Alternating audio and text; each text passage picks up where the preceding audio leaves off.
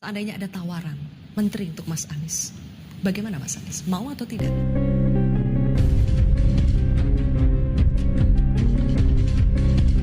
Ya, pemirsa, selamat bergabung kembali di channel Ujang Halu. Ada momen menarik ketika Abah Anies dialog spesial dengan Metro TV ketika Abah ditanya seandainya diajak bergabung di pemerintahan Prabowo, jawabannya mengejutkan. Yuk, mari kita simak. Mas Anies, banyak juga yang bertanya apakah sudah ada tawaran sebetulnya untuk Mas Anies untuk bekerja sama di dalam pemerintahan, entah itu dalam bentuk apa, apakah sudah ada tawaran Mas? Belum ada tawaran khusus. Dan apakah menanti tawaran itu? Saya begini, saya akan tuntaskan dulu sekarang.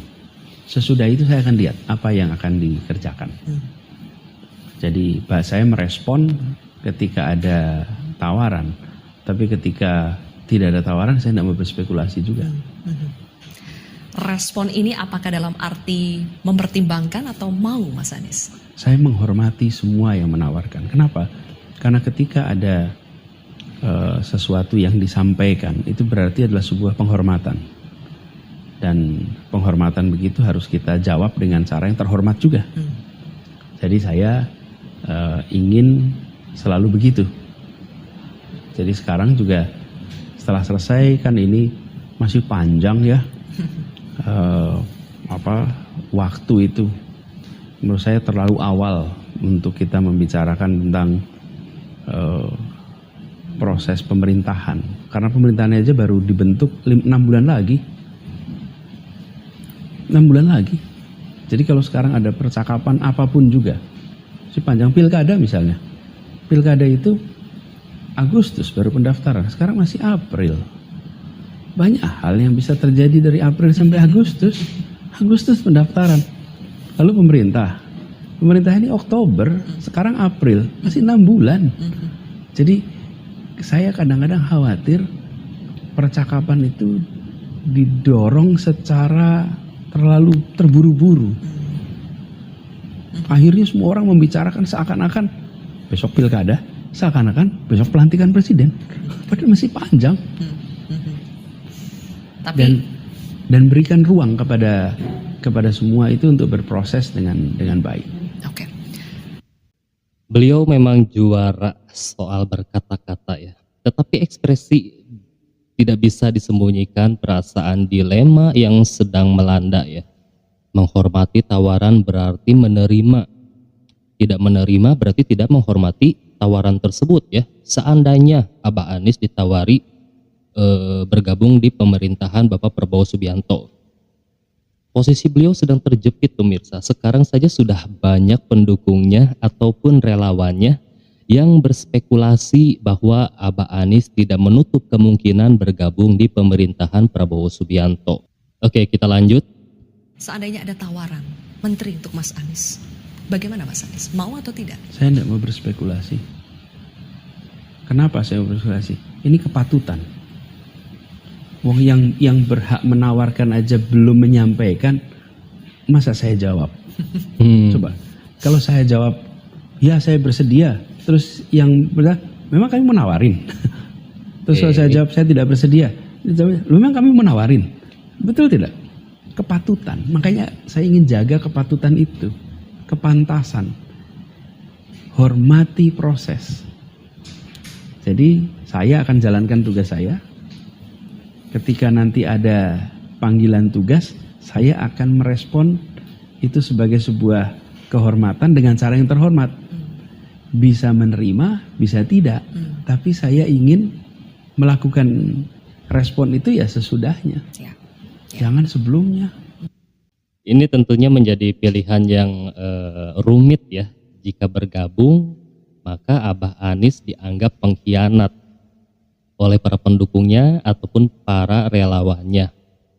Tapi kalau beliau tidak terima, berarti beliau ini tidak jadi apa-apa, tidak punya jabatan apa-apa. Bilapun Abah Anies katakanlah menerima jabatan tawaran gabung di pemerintahan Prabowo ya, tidak semudah itu. Lawannya berat karena 96, juta jiwa pemilih Prabowo Subianto yang pastinya akan menentang keras jika Abah Anies bergabung. Ya, sudah banyak sekali yang mewanti-wanti kepada Bapak Prabowo agar Abah Anies ini tidak diikut sertakan di pemerintahan Bapak Prabowo. Tapi yang punya kebijakan tetap Bapak Prabowo. Itu bisa saja Abah Anies ini ditawari ya pemirsa ya. Kita akan lanjut lagi ke video menarik lagi nih dari Adi Prayitno ya. Ini penjabaran yang sangat menarik, luar biasa ya dari Adi Prayitno. Setelah MK mengumumkan putusan akhir dari sengketa hasil pemilu kemarin, ini kan menjadi penanda bahwa Pilpres itu sebenarnya 100% sudah selesai. Jadi Prabowo dan Gibran ini sangat layak menyandang sebagai capres dan cawapres terpilih dalam kontestasi Pilpres di 2024. Kemarin misalnya setelah KPU mengumumkan Gibran unggul dengan Prabowo Subianto, itu kan publik menganggap Pilpres belum sepenuhnya selesai karena masih ada sengketa hasil yang dilayangkan oleh 1 dan 3. Meski saya mengatakan setelah KPU mengumumkan Prabowo dan Gibran itu unggul dari Ganjar dan Anies Baswedan, Pilpres sudah selesai, banyak yang protes. Karena saya punya argumen sebenarnya Bang, mungkin bagi tim hukum, bagi Ganjar Mahfud, Anies dan Muhaimin nggak selesai. Tapi kalau melihat kecenderungan rata-rata umum partai pengusungnya, itu sudah selesai dan wassalam. Itu kan terbukti dari pernyataan Surya Paloh yang menyatakan menerima hasil keputusan KPU dan mengucapkan selamat kepada Prabowo dan Gibran sebagai pemenang.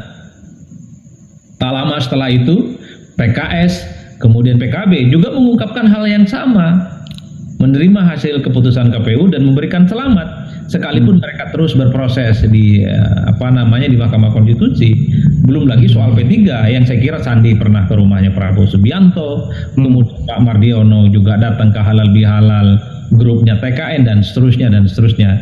Jadi dalam konteks itulah sebenarnya pada level elit Pilpres ini sebenarnya selesai sebelum putusan akhir Mahkamah Konstitusi yang dibacakan tanggal 22 bulan April kemarin bagi saya. Nah, yang menarik memang diperbincangkan what's next. Bagi saya ada kecenderungan partai-partai di kubu 1 dan 3 ada kecenderungan bahwa mereka itu juga punya intensi dan tertarik untuk menjadi bagian dari koalisinya Prabowo dan Gibran. Dari tatapan mata, dari statement-statement, dari gerak-gerik, dari gestur tubuh, nggak ada yang bisa membantah. Andai tawaran itu diberikan oleh Prabowo Subianto dan Gibran, bukan tidak mungkin partai-partai itu akan berkoalisi dan menjadi bagian dari kubu Prabowo dan Gibran. Makanya saya dari awal mengatakan jangan terlampau agresif menyerang satu sama yang lain di Pilpres ini. Karena kecenderungan di pemilu kita itu persaingannya sesaat, Pilpres usai ditetapkan pemenang, partai-partai yang kalah memang sangat kelihatan untuk berkongsi dengan pemenang. Dan di 2024 saya termasuk yang hakul yakin 100% partai-partai di kubu 1 dan 3 punya keinginan untuk menjadi bagian dari koalisinya Prabowo dan Gibran. Itu yang saya kira tidak bisa dibantah. Pertama, dari segi Prabowo Subianto, Prabowo mengatakan setelah ada pengumuman dari KPU dan di berbagai kesempatan selalu mengatakan akan merangkul semua pihak, semua eksponen, sekalipun pihak-pihak itu selama ini berseberangan, tapi untuk kepentingan bangsa dan negara, pihak-pihak itu akan diajak bekerja sama untuk membangun bangsa ke depan. Yang kedua, dari kebutuhan dukungan parlemen sampai hari ini 4 partai politik pendukung Prabowo dan Gibran ini kan kekuatan politik parlemennya hanya kisaran angka 41%. Tentu ini tidak kondusif supaya dukungan politik di parlemen itu kuat minimal 50% plus sekian.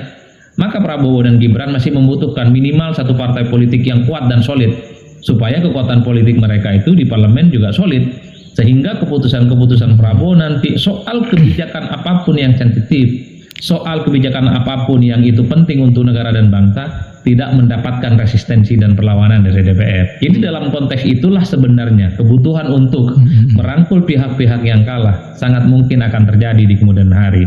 Oleh karena itu politik kita memang politik yang mutual interesting, dua saling membutuhkan satu sama yang lain, berfungsi dalam satu kolam koalisi bersama. Saya kira di situ kalau membaca kepentingan partai. Ngena banget ya penjabaran dari Bang Adi Prayitno. Nah pemirsa, apabila kalian juga ingin menyimpulkan, kalian boleh tinggalkan pendapat kalian di kolom komentar. Ujang ucapan terima kasih kepada kalian yang sudah mampir dan nonton sampai ke menit ini. Semoga kalian dan keluarga selalu diberi kesehatan. Nah Ujang halu pamit, sampai jumpa lagi di next video.